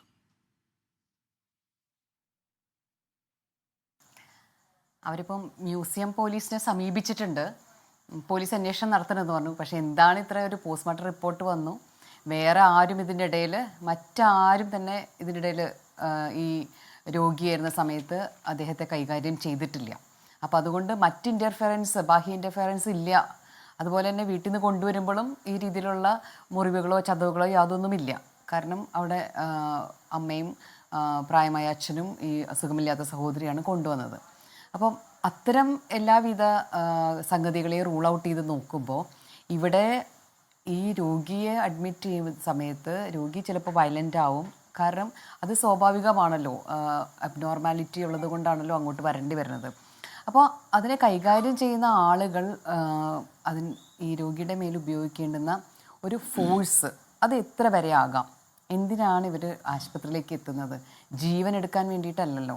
അപ്പോൾ ഇത്തരം രീതിയിൽ ഇവരെ ഇത്രയും ക്രൂരമായി 1 ദിവസവും 2 ദിവസമൊക്കെ പ്രവർത്തിക്കുമ്പോൾ അത് കംപ്ലൈൻറ്റ് ചെയ്തിട്ടും അവിടുത്തെ അധികാരികളോ അല്ലെങ്കിൽ ഈ രോഗിയെ നോക്കുന്ന ഡോക്ടറോ അതിൻ്റെ ഭാഗത്ത് അലംഭാവം കാണിച്ചിട്ടുണ്ടെന്ന് പറയേണ്ടി വരും. അല്ലെങ്കിൽ വീണ്ടും അത് അത്തരം അവസ്ഥയിലേക്ക് വരേണ്ട കാര്യമില്ല. മാത്രമല്ല ഇത്രമേൽ പരിക്ക് പറ്റിക്കഴിഞ്ഞ ഒരു രോഗീനെ പിന്നെ അവരെന്താണ് ചെയ്തത്, അതും ഒരു വലിയ വിഷയമാണ്. അപ്പോൾ ഒരു നാച്ചുറൽ ഡെത്തിലേക്ക് വിടുന്ന പോലെയാണോ ആ രോഗിയെ പിന്നീട് ട്രീറ്റ് ചെയ്തതെന്നും കൂടി നമുക്ക് അറിയേണ്ടതുണ്ട്. ഇത് പോലീസ് മർദ്ദന രീതിയിലാണ്. കാരണം മർദ്ദനം ഏൽക്കുന്ന സമയത്ത് പെയിൻ ഉണ്ടാകും, പക്ഷെ ചിലപ്പോൾ അതിൻ്റെ അടയാളങ്ങളൊക്കെ പിന്നീട് കുറച്ച് ദിവസം കഴിഞ്ഞിട്ടേ കാണുന്നുണ്ടാവുള്ളൂ. പക്ഷെ നമ്മുടെ ത്വക്കിൻ്റെ അടിയിലേക്ക് ഈ മർദ്ദനം ഈ പോസ്റ്റ്മോർട്ടം ചെയ്ത് കഴിയുമ്പോഴാണ് നമ്മുടെ തൊലി പൊളിച്ചിട്ടാണ് ഈ മർദ്ദനങ്ങളൊക്കെ നോക്കുക. അപ്പോൾ അതിൻ്റെ ആ കറക്റ്റ് അതിൻ്റെ പാടുകൾ ക്ലിയറായിട്ട് കാണുകയും ചെയ്യും. അങ്ങനെ ഏൽക്കുമ്പോൾ ചില ദ്രാവകങ്ങൾ ആ സമയത്ത് നമ്മുടെ ശരീരത്തിൽ ഉണ്ടാവുകയും അത് നേരെ യൂറിനിലേക്ക് പോവുകയും അങ്ങനെ ആ രീതിയിലുള്ള മരണം സംഭവിക്കുകയും പതിവാണ്. അപ്പോൾ പോലീസ് മർദ്ദനം നമ്മൾ കണ്ടെത്തുന്നത് അല്ലെങ്കിൽ മറ്റ് മർദ്ദനം മൂലമുള്ള മരണം നമ്മൾ കണ്ടെത്തുന്നത് പോസ്റ്റ്മോർട്ടം റിപ്പോർട്ട് കഴിഞ്ഞ് അവിടെ നിന്ന് അയച്ചിട്ടുള്ള യൂറിനും മറ്റ് സ്ലാബ്സൊക്കെ ടെസ്റ്റ് ചെയ്യുമ്പോഴും കൂടിയാണ് പൂർണ്ണമായിട്ടത് മനസ്സിലാവുക. ഇപ്പം അത്രമേൽ രീതിയിലുള്ള ഒരു മർദ്ദനം സംഭവിച്ചുകൊണ്ട് ഇവരുടെ ആക്ട്, ഇപ്പോൾ ഇവരുടെ കയ്യിൽ വെപ്പൺസ് ഉണ്ടാവണം നിർബന്ധമില്ല. പക്ഷേ ഇവർക്കറിയാം ഇങ്ങനെ ഒരാളെ കുത്തിപ്പിടിച്ച് കഴുത്തിലും മറ്റ് സ്ഥലങ്ങളിലും വൈറ്റൽ ഓർഗൻസ് ഉള്ള സ്ഥലത്തേക്ക് ഇടിക്കുക, അവിടേക്ക് കുത്തിപ്പിടിക്കുക, അത്രമേൽ ഉപദ്രവങ്ങൾ ചെയ്തു കഴിഞ്ഞാൽ നാച്ചുറലി അതിൻ്റെ കോൺസിക്വൻസ് എന്താണെന്ന് ഇവർക്കറിയാം. അപ്പോൾ the nature and the consequence of ഇവരുടെ ആക്ട് അറിഞ്ഞുകൊണ്ട് തന്നെയാണ് ഇവരത് ചെയ്തിരിക്കുന്നത്. അല്ലാതെ ഇതൊന്നും അറിയാതെയല്ലല്ലോ, അവർക്ക് ആ ട്രെയിനിങ് കൊടുത്തിട്ടുണ്ടല്ലോ. അപ്പോൾ സാധാരണ ഒരു മനുഷ്യൻ വന്നു ഒരാളെ അടിച്ചു, തിരിച്ചടിച്ചു, അല്ലെങ്കിൽ അങ്ങനെ ചില സംഭവങ്ങൾ ഉണ്ടാകുമ്പോൾ ചിലപ്പോൾ ആക്സിഡൻ്റലി ഒരു ഇടി കൊണ്ട് ഒരു ബ്ലോ കൊണ്ട് ചിലപ്പോൾ ഒരാൾ മരണപ്പെട്ടേക്കാം. പക്ഷെ ഇതങ്ങനെയല്ല. ഇത് ഇവരെല്ലാവരും കൂടി ചേർന്ന് പിടിച്ചു വെക്കാൻ വേണ്ടി ചേരുക, ആ സമയത്ത് ചിലപ്പോൾ രോഗി പ്രതികരിക്കുന്ന രീതികൾ ഇവർ വയലൻസ് ഇവർ കൂട്ടുക എന്നൊക്കെ പറയുന്നത് ഒരിക്കലും നമുക്ക് അംഗീകരിക്കാൻ പറ്റില്ല. കാരണം ഇതൊരു കസ്റ്റോഡിയൽ ഡെത്തായിട്ട് വേണം ഇതിനെ കണക്കാക്കാനായിട്ട്. കാരണം പോലീസ് സ്റ്റേഷനിൽ മാത്രമല്ല കസ്റ്റോഡിയൽ ഡെത്ത് നടക്കുക. ഇത്തരം ഇടങ്ങളിൽ, അതായത് ഹോസ്പിറ്റൽ അല്ലെങ്കിൽ അസൈലംസ് അത്തരം സ്ഥലങ്ങളിലൊക്കെ നടക്കുന്ന ഡെത്തിനെയും നമ്മൾ കസ്റ്റോഡിയൽ ഡെത്തായിട്ടാണ് കണക്കാക്കേണ്ടത്. അപ്പോൾ ഇത് വളരെ ക്ലിയറായി തന്നെ ഒരു നെഗ്ലിജൻസ് ആണെന്ന് ഞാൻ സമ്മതിക്കില്ല. ഇത് ഇവിടെ nature and consequence of the act അറിഞ്ഞുകൊണ്ട് ഇതിൻ്റെ എല്ലാവിധ നോളജ് ഉണ്ട്, ഇൻറ്റൻഷനും ഉണ്ട്. കാരണം ഇടിക്കണം എന്ന ഇൻറ്റൻഷൻ ഉണ്ട്. ആ ഇടി വൈറ്റൽ പാർട്ടിൽ തന്നെ കൊള്ളണം, അതുപോലെ കുത്തിപ്പിടിക്കണം, അത് കഴുത്തിൽ തന്നെ അമർത്തണം. ശ്വാസം മുട്ടിക്കുന്ന രീതിയിൽ കഴുത്തിൽ തന്നെയാണ് അമർത്തി ഉപദ്രവിക്കുന്നത്. അതുപോലെ മറ്റ് ശരീരഭാഗങ്ങളിൽ മുഴുവനും ഉപദ്രവിച്ചിട്ടുണ്ട്. ഇത്രത്തോളം ചതവും മുറിവൊക്കെ പറ്റണമെങ്കിൽ അത് അറിഞ്ഞുകൂടി ചെയ്യുന്നത് അയാൾക്ക് വേദനിക്കണം, അയാൾ ഉപദ്രവിക്കപ്പെടണം, അയാളത് സഫർ ചെയ്യണം എന്ന് വിചാരിച്ചാണ്. അപ്പോൾ ഇൻറ്റൻഷൻ ഉണ്ട്, നോളജ് ഉണ്ട്. ഇത് രണ്ടും കൂടി ചേർത്ത് നോക്കുമ്പോൾ ഇത് വളരെ കൃത്യമായി തന്നെ ഒരു മർഡറാണ്. ഇത് എല്ലാവരും കൂടി ചേർന്ന ഒരു കസ്റ്റോഡിയൽ ഡെത്താണ് ഇവിടെ വന്നിരിക്കുന്നത്. ഇത് ആ ചെയ്ത ആളുകൾ മാത്രമല്ല ഇവിടെ പ്രതികളാകുന്നത്. ഇവരുടെ കാര്യം ഇങ്ങനെ ഉപദ്രവിച്ചിട്ടുണ്ട് എന്ന് തലേദിവസം ഉണ്ടായ സംഭവമൊക്കെ റിപ്പോർട്ട് ചെയ്തിട്ടുണ്ട്, അത് ഡോക്ടറോട് പറഞ്ഞിട്ടുണ്ട്. അവർ പിന്നീടെടുത്ത നടപടികൾ വളരെ അലംഭാവപൂർവ്വമായിട്ടുള്ള നടപടികളായിരുന്നു. അല്ലെങ്കിൽ ഇങ്ങനെ ഒരു മരണത്തിലേക്ക് പറഞ്ഞയക്കേണ്ട കാര്യമുണ്ടായില്ല. അപ്പോൾ അതുകൊണ്ട് തന്നെ പിന്നീട് തുടർ നടപടികളുണ്ടായിട്ടുള്ള നെഗ്ലിജൻസും അവർ പറഞ്ഞ നെഗ്ലിജൻസും കൂടി നോക്കുമ്പോൾ ഇതൊരു എല്ലാവരെയും വെറുതെ വിടാകുന്ന ഒരു സംഗതിയല്ല. കൃത്യമായി തന്നെ ഒരു ഉത്തരവാദിത്തം അവിടെ ഡോക്ടറിനും അതുപോലെ അതോറിറ്റീസിനും ഉണ്ടായിട്ടുണ്ട്. പിന്നെ കൂടെ നിന്ന നേഴ്സുമാർ ഇവരൊക്കെ പ്രോത്സാഹിപ്പിക്കുകയല്ലേ ചെയ്യുന്നത്, അതല്ലേ വീണ്ടും വീണ്ടും ഇവർ തന്നെ വരുന്നത്. അപ്പോൾ ഇവരാണ് ഇങ്ങനെ ഇടിയന്മാരെ വിളിച്ചു കൊണ്ടുവന്ന് ഇടിപ്പിക്കണതും. അപ്പോൾ ഇതിൽ അവരുടെയും ഒരു എന്താ പറയുക കൃത്യമായി തന്നെ ഗൂഢാലോചനയുണ്ട്. അല്ലാതെ എന്തിനാണ് അപ്പുറത്തെ വാർഡിൽ വർക്ക് ചെയ്യുന്ന ആളുകളെ വിളിച്ചു കൊണ്ടുവന്നിട്ട് ഈ ഒരാളെ പിടിക്കാൻ വേണ്ടി പേരൊക്കെ കൊണ്ടുവരുന്നത്. എന്ത് ആനയെന്നല്ലല്ലോ നമ്മൾ പിടിക്കുന്നത്, ഒരു മനുഷ്യനല്ലേ, അയാളിൽ വെപ്പണൊന്നുമില്ലല്ലോ. ഇവർക്കെന്താ യാതൊരുവിധ ട്രെയിനിങ് ഇതിന് മേളിൽ കൊടുത്തിട്ടില്ലേ? നിങ്ങൾക്ക് തോന്നുന്ന രീതിയിലുള്ള എല്ലാവിധ ദ്രോഹങ്ങളും ചെയ്തോളൂ എന്നാണോ നിങ്ങൾ പറയുന്നത്? സൈലൻസ് ആക്കുകയാണോ ചെയ്യേണ്ടത്? അതായത് കൊന്നു നിശബ്ദമാക്കുകയാണോ ചെയ്യേണ്ടത്? അപ്പോൾ നമ്മൾ ഭയപ്പെടണം. ഇത്തരം ഇൻസ്റ്റിറ്റ്യൂഷൻസിലൊക്കെ കൃത്യമായി തന്നെ CC ക്യാമറകൾ വെക്കണം. മറ്റു രീതിയിലുള്ള ഇൻവിജിലേഷൻസ് ആവശ്യമുണ്ട്. മനുഷ്യാവകാശ സംഘടനയും അതുപോലെ തന്നെ കമ്മീഷനും തുടങ്ങിയ ആളുകളൊക്കെ ഇവിടേക്ക് ഇൻസ്പെക്ഷന് പോകേണ്ടതുണ്ട്. അങ്ങനെ കുറച്ച് കാര്യങ്ങളൊക്കെ ചെയ്യേണ്ടതുണ്ട്. കാരണം നമ്മൾ അത്രയും ട്രസ്റ്റ് ചെയ്ത് നമ്മുടെ കയ്യിലെ പണം കൊടുത്ത് നമ്മളെടുക്കുന്ന ഒരു സർവീസാണ്. ആ സർവീസ് ആ മനുഷ്യൻ്റെ ജീവനെ ഇല്ലാണ്ടാക്കുന്ന ഒരവസ്ഥയിലേക്കാണ് എത്തിച്ചിരിക്കുന്നത്. അപ്പോൾ അതുകൊണ്ട് തന്നെ ഇത് വളരെ സീരിയസ് ആയിട്ടുള്ളൊരു ഒഫൻസാണ്. ഇനി മേലാൽ എവിടെയും ഇത് സംഭവിക്കാൻ പാടില്ല. ഇവർക്ക് കൃത്യമായി തന്നെ ജസ്റ്റിസ് വേണം. ഇപ്പം തന്നെ ഇത്രയും വൈകേണ്ട കാര്യമൊന്നുമില്ല. ഇത് വളരെ എളുപ്പത്തിൽ തന്നെ ഇതിൻ്റെ റിപ്പോർട്ട്സൊക്കെ വന്നു കഴിഞ്ഞിട്ടുണ്ട്. നമുക്ക് ചോദിക്കാം അഡ്വക്കേറ്റ് ആശ ഉണ്ണിത്താൻ, പത്മിനി അമ്മയോട് ചോദിക്കാം എന്താണ് പോലീസ് പറഞ്ഞത് ഇക്കാര്യത്തിൽ എന്നൊക്കെ. അമ്മ, ഈ പോലീസ് സ്റ്റേഷനിൽ ചെന്ന് നിങ്ങൾ പരാതിപ്പെട്ടു, പിന്നെ ഇപ്പോൾ ഈ പോസ്റ്റ്മോർട്ടം റിപ്പോർട്ട് വന്നിട്ടുണ്ട്, എന്താണ് പോലീസ് പറഞ്ഞത്? ഞാനല്ല പോയത്, മോളാണ് പോയത്. അപ്പോൾ അവർ പറഞ്ഞു അവർക്ക് പോസ്റ്റ്മോർട്ടം റിപ്പോർട്ട് കിട്ടിയാലേ എന്തെങ്കിലും ചെയ്യാൻ പറ്റുള്ളൂ. ഇപ്പം വെള്ളിയാഴ്ച ഇരുന്നാൽ മോള് പോയി വാങ്ങിച്ചുകൊണ്ട് വന്നിട്ട് ചോദിച്ചപ്പോഴും പറഞ്ഞു ഇതിൽ വേറെ കുഴപ്പമൊന്നുമില്ല, ചെറിയ ചെറിയ പോറല് പോലെയുള്ളതേ ഉള്ളൂ, വേറെ കുഴപ്പമില്ല എന്ന് പറഞ്ഞു. അങ്ങനെയാണ് അവളതിനെ ഇനി കൊണ്ടുവന്നിട്ട് ഇവിടെയൊക്കെ കൊണ്ട് കാണിച്ചത്, ഡോക്ടറെയും കൊണ്ട് കാണിച്ച് വക്കീലിനെയൊക്കെ കാണിച്ചത്. അല്ല മനുജ, പോലീസ് എന്താ പറഞ്ഞത്? കുഴപ്പങ്ങളില്ലാന്നോ? പോസ്റ്റ്മോർട്ടം റിപ്പോർട്ട് ഉണ്ട് ഞങ്ങൾക്ക് വന്ന് പോലീസിനകത്ത് ഞാൻ ഈ റിപ്പോർട്ട് കാണിച്ചിട്ട് ഞാൻ ചോദിക്കുകയാണ്, സാറേ അന്നത്തെ അടിയുടെ ഫലമായിട്ടാണോ അനിയൻ മരണപ്പെട്ടതെന്ന് ചോദിച്ചപ്പോൾ അതുമായിട്ട് യാതൊരു ബന്ധവുമില്ല, ഇതെല്ലാം ചെറിയ ചെറിയ മുറിവുകളാണ്, അതിന് ഈ അന്നത്തെ മർദ്ദനമായിട്ട് ബന്ധപ്പെട്ടല്ല മരണ കാരണം എന്ന് തന്നെയാണ് പോലീസ് എൻ്റെ കൂടെ പറഞ്ഞത്. ജോർജ് ജോസഫ് സാർ കേട്ടല്ലോ അല്ലേ? ജോർജ് ജോസഫ് വിശ്വസിക്കാൻ പറ്റാത്തത് കൊണ്ടാണ് ഞാൻ കൊണ്ടുവന്ന് പോസ്റ്റ്മോർട്ടം റിപ്പോർട്ട് വായിച്ചിട്ട് പോലീസ് പറഞ്ഞത് ഇങ്ങനെയാണ്. അതുകൊണ്ടാണ് ഞാനത് കൊണ്ടുവന്ന് അവര് സാരമില്ലാതാക്കി വിട്ട്. പോലീസ് ആ ഫോറൻസിക് പോസ്റ്റ്മോർട്ടം ഡോക്ടറെ പോയി കണ്ടേ പറ്റുള്ളൂ. കാരണം അവരുടെ വായനയിൽ അവർക്ക് അങ്ങനെയൊക്കെയാണ് തോന്നിയത്. ഏതായാലും പെൺകുട്ടി പറഞ്ഞ ആ പല രണ്ട് അഡ്വക്കേറ്റ്സിനെയും വേറെ ആയുർവേദ ഡോക്ടറെയൊക്കെ കാണിച്ചപ്പം അവർക്ക് അതിനകത്ത് പറഞ്ഞ 5 മുതൽ 22 വരെയുള്ള ഇഞ്ചുറീസിൽ അത് തന്നെയല്ല, കഴുത്തിൽ ഞെക്കിപ്പിടിച്ചു എന്നുള്ള കാര്യത്തിൽ യാതൊരു സംശയം. ശ്വാസം മുട്ടി ആൾ മരിച്ചു, കോസ് ഓഫ് ഡെത്ത് അങ്ങനെയല്ലേ വരുവുള്ളൂ. അതിൻ്റെ ഒരു നെറ്റ് റിസൾട്ട് ഒരു ഹാർട്ട് ഫെയിലിയർ അല്ലേ? ഏത് പ്രശ്നം ഉണ്ടായി, എത്ര മുറി ഉണ്ടായാലും മരണം ഹാർട്ട് ഫെയിലിയർ എന്ന് തന്നെ നമുക്ക് പറയാനൊക്കെ ഉള്ളൂ. പക്ഷേ മരണത്തിലേക്ക് നയിച്ചത് എന്തുകൊണ്ടാണ്? ഇതുപോലെ ഈ കണ്ടീഷന് കഴുത്തിലുള്ളതും അതുപോലെ നെഞ്ചിലുള്ളതും, നെഞ്ചിൻ്റെ പുറത്ത് കയറി ഒരാൾ ഇരുന്ന് അയാളെ നിശബ്ദനാക്കാൻ ശ്രമിച്ചു എന്ന് ആ കുട്ടികൾ കണ്ടിട്ട് അങ്ങനെയല്ലല്ലോ ട്രീറ്റ് ചെയ്യുന്നത്. മനുജ മണിച്ചി എന്ന് വിളിക്കുന്ന അവൻ്റെ വേദന, അവൻ്റെ ശരീരത്തിലുണ്ടായ അത്ര ക്രൂരമായ ആ വേദനയുടെ ഇതുകൊണ്ടാണ് മണിച്ചി സെൽഫി എടുക്കുക എന്ന് പറയുന്നത്. കാരണം തെറ്റാണ് കാണിച്ചത്, അങ്ങനെയല്ല ചെയ്യേണ്ടത്. ഇവന് ആ ഇടതുവശത്തും വലതുവശത്തുള്ള കവിളിൽ അടി കിട്ടിയപ്പോൾ അവൻ നല്ല നോർമലായി. അയാൾ കാര്യങ്ങൾ പെട്ടെന്ന് മനസ്സിലാവും. ചിലപ്പം ആ ഒരു വയലൻ്റ് ആയ സമയത്ത് ചിലപ്പോൾ ഒന്നും മനസ്സിലാകുന്നെങ്കിലും പിന്നീട് ഈ അടി ഇവരെല്ലാവരും ഇത്രയും പേര് ഉദിച്ചപ്പോൾ അവൻ നോർമലായി. അപ്പം തന്നെ നിർത്തണ്ടേ അവർ? അത് മനസ്സിലാക്കാനുള്ള കഴിവ് ആ നേഴ്സുമാർക്ക് ഉണ്ടാകണ്ടേ? കാരണം അത് മരണത്തിലേക്ക് പോയി കഴിഞ്ഞു ആ കുട്ടി. കാരണം അത്ര ഭീകരമായ ഒരു മർദ്ദനം ആ നെഞ്ചിനും കഴുത്തിനും ഏറ്റു. അതിൻ്റെ ഹാർട്ടിനെ അത് തീർക്കണം. ഇപ്പോൾ പോലീസ് പറഞ്ഞിരിക്കുന്നത് ഈ ആന്തരിക അവയവങ്ങളുടെ രാസപരിശോധനാ ഫലം വന്ന ശേഷം മാത്രമേ മരണകാര്യം സ്ഥിരീകരിക്കാൻ കഴിയൂ എന്നാണ്. അത് സാധാരണഗതിയിൽ അതിനകത്ത് ഒരു കാര്യവുമില്ല. ഇത് ചുമ്മാ ചില കേസിനകത്ത് പോസ്റ്റ്മോർട്ടം ചെയ്ത ഡോക്ടർമാരും ആന്തരിക അവയവത്തിനകത്ത് വല്ല പോയിസം എല്ലാം ചേർന്നുള്ള കാര്യമുള്ളൂ. അത് പോലീസുകാർ അങ്ങനെ പറയുന്നത്, അവർക്ക് വിവരക്കേട് കൊണ്ടാണ് അങ്ങനെ പറയുന്നത്. അതല്ലല്ലോ ഒരു മരണകാരണം, അങ്ങനെയല്ലല്ലോ ഉണ്ടായത്. ഇതൊരു ഹാർട്ട് ഫെയിലിയർ ഉണ്ടായത് എങ്ങനെയാണ്? അയാൾക്കൊരു ഷുഗറില്ല, അയാൾക്കൊരു പ്രഷറില്ല, ഒരസുഖമില്ലാത്ത പയ്യനാണ്. അയാൾ മനസ്സ് എപ്പോഴും നല്ല ക്ലിയർ ആയിട്ടിരിക്കുന്ന ആളാണ്. കാരണം നൃത്താധ്യാപകനാണ്. അതാണ് ചെറുപ്പം മുതലേ അമ്മയും ആ സഹോദരിയും പറഞ്ഞത്. അവനൊരു ഭ്രാന്തായിരുന്നു നൃത്തത്തിന് വേണ്ടിയിട്ട്. അങ്ങനെ നൃത്തം പഠിച്ച് നൃത്ത അധ്യാപകനായിട്ടാണ് അവന് ഇപ്പം ചിലവ് കഴിഞ്ഞ് പോകുന്നത്. പലർക്കും ക്ലാസ് എടുക്കുന്നുണ്ടാവുമെന്ന് ഞാൻ കരുതുന്നത്. അങ്ങനെ ഒരാൾക്ക് ചിലപ്പോൾ ചില സമയത്ത് അബ്നോർമാലിറ്റി പോലെ ഉറക്കം വളരെ കുറവായിരുന്നു ഒക്കെ ഉണ്ടാകാം. ചിലപ്പോൾ ഒരു 4-5. അല്ല, ഞാൻ ഒരു കാര്യം കൂടെ അഡ്വക്കേറ്റ് ആശയോടൊന്ന് ചോദിക്കട്ടെ. ജോർജ് ജോസഫ് സാർ, അഡ്വക്കേറ്റ് ആശ ഉണ്ണിത്താൻ, ഇതിലെവിടെയാണ് ആശുപത്രി ഈ കേസിൽ ഏത് ഭാഗത്താണ് ഉണ്ടാവുക? ഇതൊരു കേസായി വരുമ്പോൾ ആശുപത്രി ഇത് എവിടെ നിൽക്കും ഈ കേസിൽ? ഞാൻ പറഞ്ഞല്ലോ, ഒരു ആശുപത്രിയുടെ അധികൃതരുടെ ഭാഗത്തു നിന്ന് വളരെ കൃത്യമായി തന്നെ ഇതിൽ വീഴ്ച സംഭവിച്ചിട്ടുണ്ട്.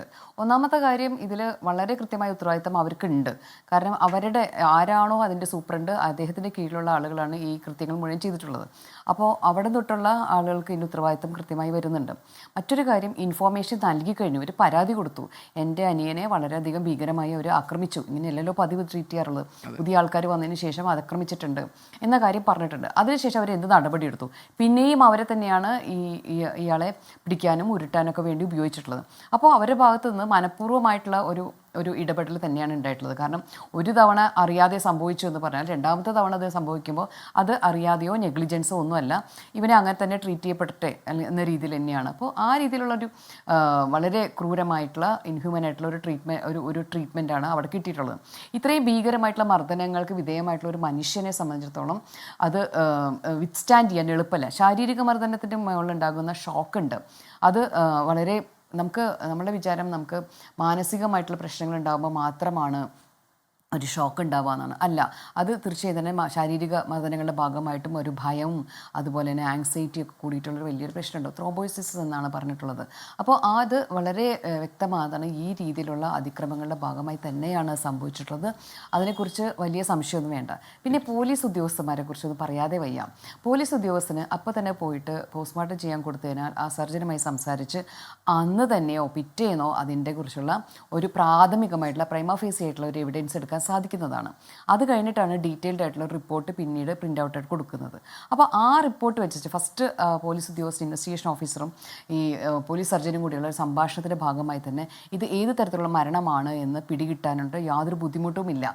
അത് നമ്മൾ ഒരുപാട് പോസ്റ്റ്മോർട്ടം റിപ്പോർട്ടുകൾ നമ്മൾ വായിക്കുന്ന കാരണം കൊണ്ട് നമുക്കത് മനസ്സിലാവും. എന്നിട്ടാണോ ഇവിടെ ഉള്ള പോലീസ് ഓഫീസർക്ക് അത് മനസ്സിലായില്ല എന്നും. ശരി, ഏതായാലും അഡ്വക്കേറ്റ് ആശ ഉണ്ണിത്താൻ പറഞ്ഞതുപോലെ ഇതൊരു കൊലപാതകത്തിലേക്ക് ആയി പരിഗണിക്കേണ്ടുന്ന ഒരു മരണമാണ് എന്നാണ് പോസ്റ്റ്മോർട്ടം റിപ്പോർട്ടിലെ വിവരങ്ങൾ പരിശോധിക്കുമ്പോൾ മനസ്സിലാക്കാൻ കഴിയുന്നത്. ഈ അമ്മയ്ക്കും സഹോദരിക്കും നീതി കിട്ടുന്ന തരത്തിലുള്ളൊരു ഇടപെടൽ ഉണ്ടാകട്ടെ എന്ന് മാത്രമേ പറയാൻ കഴിയൂ. കാരണം മഹേഷിനെ നഷ്ടപ്പെട്ടതിന് നമുക്ക് മറ്റൊരു തരത്തിലും പകരം വയ്ക്കാൻ കഴിയില്ല. നീതി ഉറപ്പാക്കപ്പെടട്ടെ എന്ന് നമുക്ക് കരുതാം.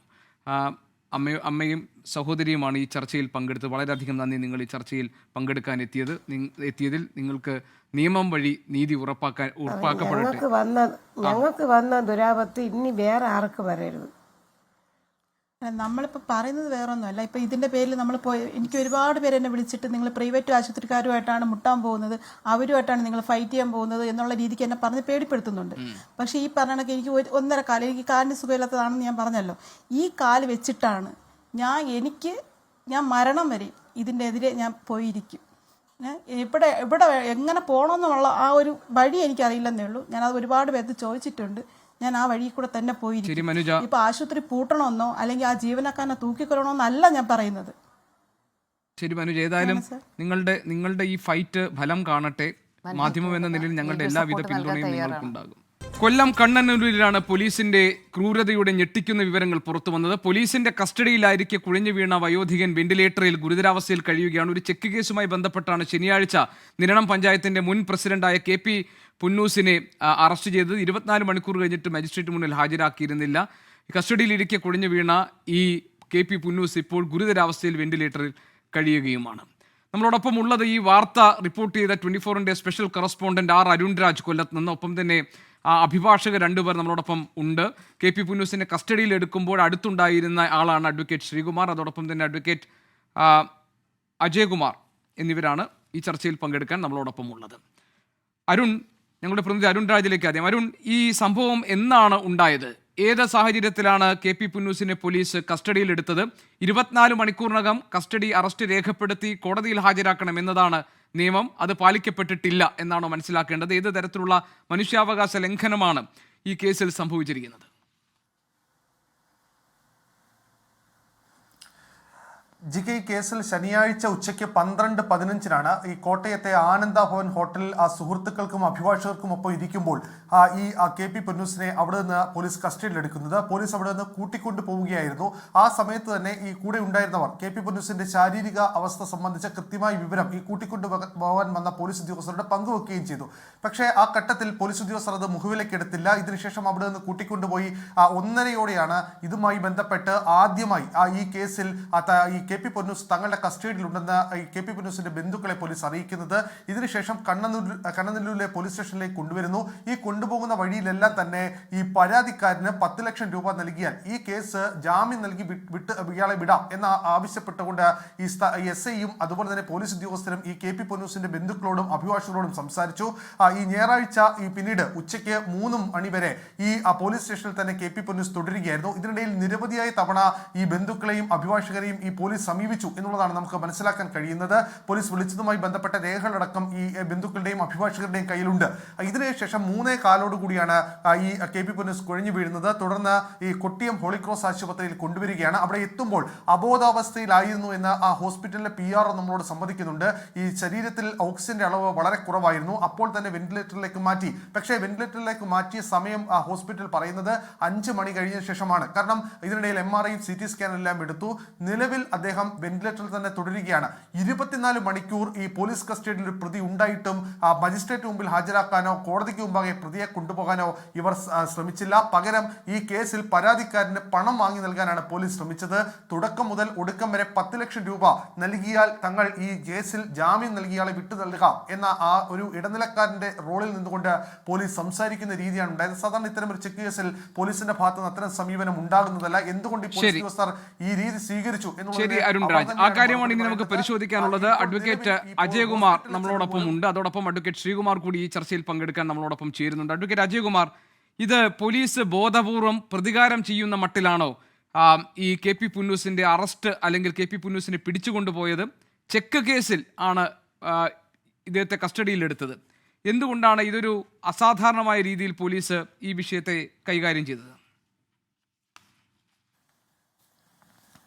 നോക്കൂ, കഴിഞ്ഞ വെള്ളിയാഴ്ച എൻ്റെ ഓഫീസിൽ നിന്ന് സീനിയർ അഭിഭാഷകനായ ബിനു ബാലചന്ദ്രൻ ഒരു കേസ് ജില്ലാ സെഷൻസ് കോടതിയിൽ ഫയൽ ചെയ്യുകയാണ്. ഒരു ആൻറ്റിസിപ്പേറ്ററി ബെയിലാണ്, മുൻകൂർ ജാമ്യമാണ്. എന്താണ് ആ മുൻകൂർ ജാമ്യം? വേറൊന്നുമല്ല,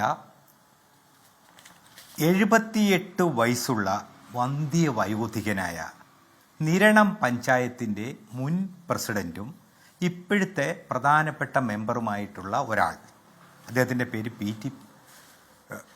KP പൊന്നൂസ് എന്നാണ്. അദ്ദേഹത്തിന് ഒരു ചെക്ക് കേസിൽ പ്രതിയാകുന്നു. നോക്കൂ, ഒരു ചെക്ക് കേസ് എന്ന് പറയുന്നത് ഒരു വലിയ ഒഫൻസാണ്. ഒഫൻസ് അല്ല എന്നൊന്നും ഞാൻ പറയുന്നില്ല. പക്ഷെ ഒരു അത്ര വലിയ ഗ്രീവിയൻസ് ഉള്ള ഒരു ഒഫൻസൊന്നുമല്ല. നമുക്ക് മേ ബി ഇറ്റ് സെറ്റിൽഡ് ചെയ്യാവുന്ന ഒരു കേസ്. എപ്പോഴും നമ്മളെല്ലാവരും ഈ പൊതുസമൂഹത്തിൽപ്പെട്ടവരുമല്ല അത്തരം വിഷയങ്ങളിൽ പെടുന്നവരാണ്. അപ്പം വളരെ ഈസിയായി നമുക്ക് കൈകാര്യം ചെയ്യാവുന്ന ഒരു കേസിലാണ് ഈ കണ്ണനല്ലൂർ പോലീസ് ഈ കേസിലെ ആൻറ്റിസിപ്പേറ്ററി ബെയിൽ, അതായത് മുൻകൂർ ജാമ്യം പെൻഡിങ്ങിലായിരിക്കുകയാണ് പൊതുപ്രവർത്തകനും 78 വയസ്സുള്ളതും. പ്രധാനപ്പെട്ട കാര്യം ഇതൊന്നുമല്ല, അദ്ദേഹത്തിന് 3 ഹാർട്ട് സർജറി കഴിഞ്ഞ ആളാണ്. അദ്ദേഹത്തിൻ്റെ ഏറ്റവും പുതിയ ഹാർട്ട് സർജറി നടന്നിട്ട് 3 മാസമേ ആയിട്ടുള്ളൂ.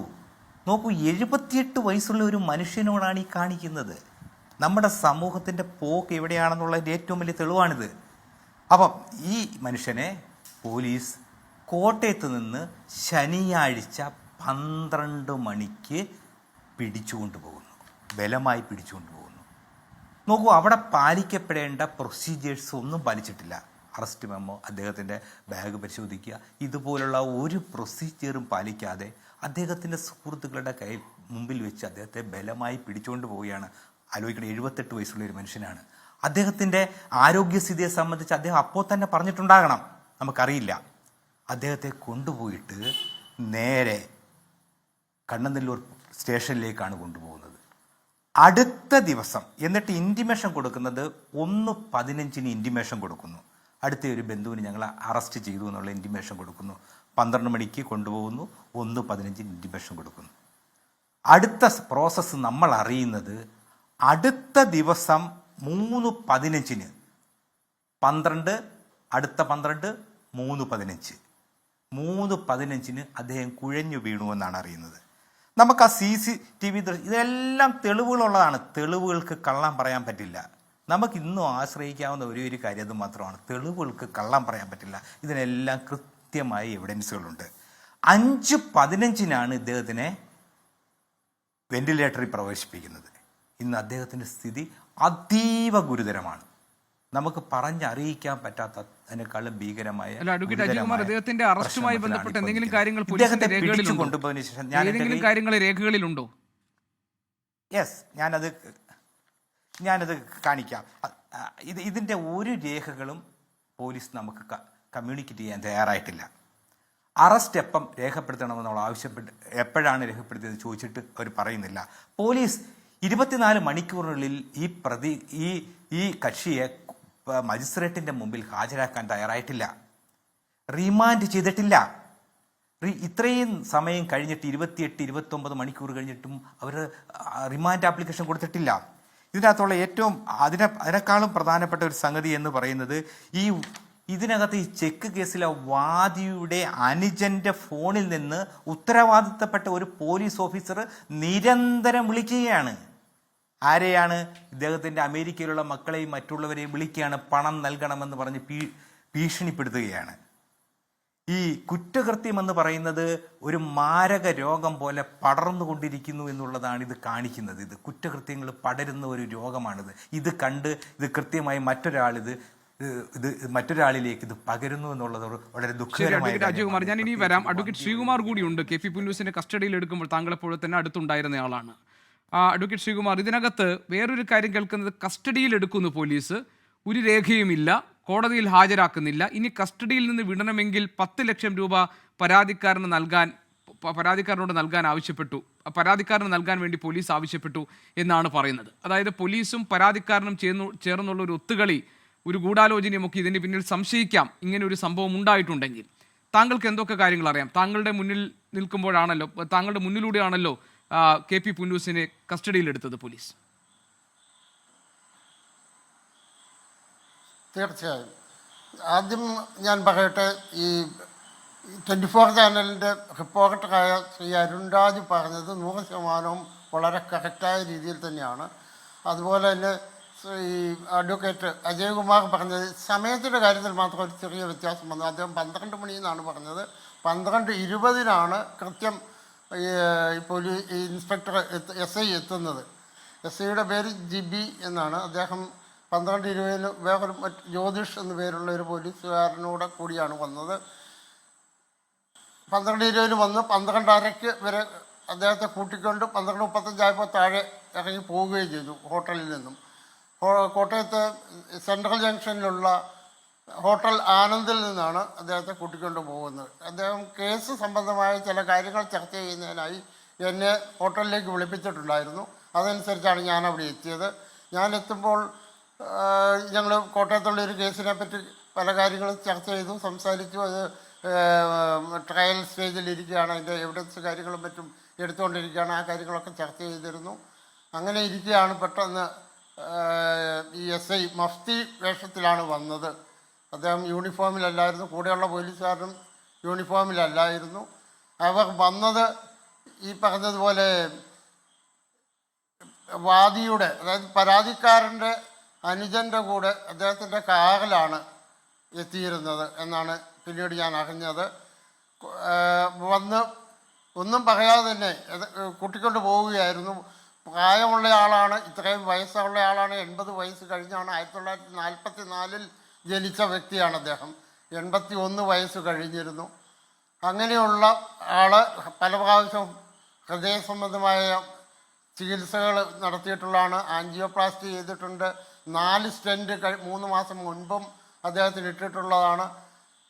അങ്ങനെ മരുന്നുകളുടെ ബലത്തിൽ മാത്രം നടക്കുന്ന വന്യവയോധികനായ അദ്ദേഹത്തെ ഒരു മുന്നറിയിപ്പും ഇല്ലാതെ ശരിക്കും മനുഷ്യാവകാശത്തിന്മേലുള്ളൊരു ധ്വംസനമാണ് ഈ പോലീസുകാർ നടത്തിയിരുന്നത്. അദ്ദേഹത്തെ അറസ്റ്റ് ചെയ്ത് അല്ല, ഈ പൈസ ചോദിച്ചു എന്നുള്ള കാര്യം നമുക്ക് ഈ പൈസ 10 ലക്ഷം രൂപ പരാതിക്കാരന് നൽകാൻ പൈസ ചോദിച്ചത് ഓൺ ദി വേ ആണ്. അവർ പോകുന്ന വഴിയിൽ പറഞ്ഞോളൂ, കേൾക്കുന്നുണ്ട്. അല്ല, ആ പൈസ ചോദിച്ചു എന്നുള്ളത് ശരിയാണോ? പോകുന്ന വഴിയിൽ നീളം ശരിയാണ്. അപ്പോൾ അദ്ദേഹത്തിന് ഈ പറഞ്ഞ പാർട്ടിയുടെ പണം സെറ്റിൽ ചെയ്താൽ ഇദ്ദേഹത്തെ വിട്ടയച്ചേക്കാം, നിങ്ങൾ അതിനുള്ള അറേഞ്ച്മെൻറ്റ് നടത്തൂ. അപ്പോൾ എൻ്റെ ഒരു സുഹൃത്തായ ഏറ്റുമാനൂർ സ്വദേശി സാബു സിയാർ എന്ന് പറഞ്ഞ ആൾ അദ്ദേഹത്തിൻ്റെ പേഴ്സണൽ ചെക്ക് കൊടുക്കാമെന്ന് പറഞ്ഞു. അപ്പോൾ പറഞ്ഞു, ഞങ്ങൾ പ്രൊസീഡിയർ പ്രകാരമാണ് കേസുമായിട്ട് മുന്നോട്ട് പോവുക, അല്ലാതെ പണം വാങ്ങാനുള്ള ഏർപ്പാടില്ല എന്ന് എസ് ഐ അതിനിടയ്ക്ക് വർത്തമാനം പറയുന്നുണ്ട്. പക്ഷേ വീണ്ടും ഇങ്ങനെ ചെക്ക് കൊടുക്കാമോ, പണം കൊടുക്കാമോ, അങ്ങനെയാണെങ്കിൽ വിട്ടേക്കാം, 10 ലക്ഷം രൂപ ഉണ്ടെങ്കിൽ വിടാം എന്ന് വേറെ ആളുകൾ വഴിയും ഈ എസ് ഐ നേരിട്ടും പല പ്രാവശ്യം വിളിക്കുകയും മറ്റും ചെയ്തിരുന്നു. ജോർജ് ജോസഫ് സാർ, അനധികൃത കസ്റ്റഡി, ആ കസ്റ്റഡിയിൽ വയോധികൻ കുഴഞ്ഞു വീഴുന്നു, പിന്നീട് ഇപ്പോൾ വെന്റിലേറ്ററിലാണ്, പൈസ മുഴുവൻ പോലീസ് കൊടുക്കേണ്ടി വരും. പക്ഷെ അതിനിപ്പോൾ അമേരിക്കയിലുള്ള മക്കളെ നിർബന്ധിച്ച് വിളിച്ചു വരുത്താൻ വേണ്ടി ശ്രമിക്കുന്നു. ഇതാണ് സംഭവിച്ചത്. ഇല്ല, പോലീസ് കാണിച്ച അബദ്ധമല്ലേ ഇത്? 80-84 വയസ്സുള്ള ഒരു വന്യവയോ അത്രയും വയസ്സുണ്ടെന്നാണ് അഡ്വക്കേറ്റ് പറഞ്ഞത്. അങ്ങനെ ഒരാളെ ആരെങ്കിലും സ്വബോധമുള്ള ഒരു കസ്റ്റഡിയിൽ എടുക്കുമോ? എന്ത് കുറ്റത്തിനായാലും ശരി, അദ്ദേഹത്തിന് എന്തെങ്കിലും സംഭവിച്ചാൽ സമാധാനം പറയണ്ടേ? അത് തന്നെയല്ലേ പോലീസ് സ്റ്റേഷനിൽ ഇപ്പോൾ സിവിൽ കേസ് ആയിട്ട് ഇത് അങ്ങ് പരിഗണിക്കുകയുള്ളൂ. ഒരു ചെക്ക് കേസും ഇപ്പം പോലീസ് സ്റ്റേഷനിൽ എടുക്കാറില്ല, അതൊരു സിവിൽ നേച്ചറായിട്ട് തള്ളിവിടും. അഥവാ ചില സമയത്ത് പെറ്റീഷനൊക്കെ വാങ്ങിച്ചിട്ട് 2 സെറ്റിൽ ചെയ്യാൻ നോക്കും. അല്ലാതെ ഒരു ക്രൈം കേസ് എടുക്കുന്ന സ്വഭാവം കേരള പോലീസിൽ. ഇവരെയൊക്കെ ആരാണ് പഠിപ്പിച്ചത്? 84 വയസ്സുള്ള ഒരാളെ കോട്ടയത്ത് പോയി വിളിച്ചുകൊണ്ടപ്പോൾ ഒരു ഇൻട്രസ്റ്റ് മനസ്സിലായില്ല അവരുടെ. 10 ലക്ഷം രൂപ കൊടുക്കാനായിട്ട് അമേരിക്കയുള്ള മകനെ വിളിച്ചുകൊണ്ടിരിക്കുകയാണ്. പോലീസിന് പ്രത്യേക താല്പര്യമുണ്ട്. ആ താല്പര്യം കാണിച്ചിട്ട് ഇപ്പോഴത്തെ അവസ്ഥ കണ്ടില്ലേ, വെന്റിലേറ്ററിൽ കിടക്കുകയാണ്. ഇതൊരു വലിയ ഈ രീതിയിലുള്ള പ്രവൃത്തി കേരള പോലീസിൽ ധാരാളം പേര് നടത്തും. പണം മോഹിച്ചുകൊണ്ട് തന്നെയാണ് ആ 84-കാരനെ കസ്റ്റഡി എടുത്ത്. അതിൻ്റെ അകത്തൊരു 50% ചിലപ്പം പോലീസിന് കിട്ടുമായിരിക്കും, ആ ഉദ്ദേശത്തോട് തന്നെ. അത് തന്നെ മുൻകൂർ ജാമ്യത്തിന് പോയിട്ടുണ്ടല്ലോ. എന്തിനാണ് ഇത്ര വന്യവയോഗ്യനായ ഒരു മനുഷ്യനെ പോലീസ് സ്റ്റേഷൻ വിളിച്ചുകൊണ്ട് വന്നവർ? ഒരിക്കലും ചെയ്യാൻ പാടില്ല. പോലീസ് ഉദ്യോഗസ്ഥന്മാരത് ശ്രദ്ധിക്കണം. കാരണം അപകടം ഉണ്ടായ കസ്റ്റോഡിയുടെ ഡെത്ത് തന്നെ, സംശയമൊന്നുമില്ല. അതുകൊണ്ട് അതുണ്ടാകാതിരിക്കട്ടെ. അദ്ദേഹം വെന്റിലേറ്ററിലാണ്, എന്നാലും വളരെ മോശം കണ്ടീഷനിലാണ് എന്നാണ് അഡ്വക്കേറ്റും പറയുന്നത്. ഇതൊരു വെസ്റ്റഡ് ഇൻട്രസ്റ്റ് ഉള്ളത് കൊണ്ടാണ് ഈ കേസെടുത്തതും. അതുപോലെ തന്നെ ഇത്ര വന്യവയോ 4 ഓപ്പറേഷൻ കഴിഞ്ഞ വ്യക്തിയെ കസ്റ്റഡി കൊണ്ടുവരാനായിട്ട് എന്ത് ഇൻട്രസ്റ്റാണ് ഇവർക്ക്? അതുകൊണ്ട് പോലീസ് മാറി ചിന്തിക്കണം. ഇങ്ങനെ കൊലക്കേസ് പ്രതിയാവും അവരൊക്കെ. ഞാൻ പലപ്പോഴും ഇത് പറഞ്ഞിട്ടുള്ളതാണ്. രണ്ടാമത് എന്നാന്നറിയാം, ഈ മനുഷ്യനെ അവിടുന്ന് വിളിച്ചുകൊണ്ട് വന്ന 2 അഡ്വക്കേറ്റിൻ്റെ സാന്നിധ്യത്തിലാണ്. അവർ രണ്ടുപേരും പോലീസ് സ്റ്റേഷൻ കഴിഞ്ഞിട്ട് ഏകദേശം 24 മണിക്കൂർ കഴിഞ്ഞിട്ടും പണം കിട്ടുള്ള മോഹിച്ച് അദ്ദേഹത്തിനെ കോടതിയിൽ ഹാജരാക്കിയിട്ടില്ല. അവിടെയാണ് തെറ്റിപ്പോയത്. കാരണം 3 ഓപ്പറേഷൻ കഴിഞ്ഞ ആളാണ്, ഒരെണ്ണം 3 മാസമായുള്ളൂ. ഇതൊക്കെ സാമാന്യ ബോധമില്ലേ പോലീസിന്? ഞാൻ ഇത് തന്നെയാണ് നമ്മൾ ഇപ്പം മെഡിക്കൽ നമ്മൾ നേരത്തെ പറഞ്ഞല്ലോ, ശ്രീരാമകൃഷ്ണ ഹോസ്പിറ്റലിൽ അവിടെ കാണിച്ചത് കണ്ടില്ലേ? മനുഷ്യജീവന് നമ്മൾ പ്രാമുഖ്യം കൊടുക്കേണ്ട ജീവന്, അവരുടെ ജീവനല്ലേ പ്രാമുഖ്യം കൊടുക്കണേ? ഇങ്ങനെയാണോ പോലീസ് കേസ് അന്വേഷിക്കുന്നത്?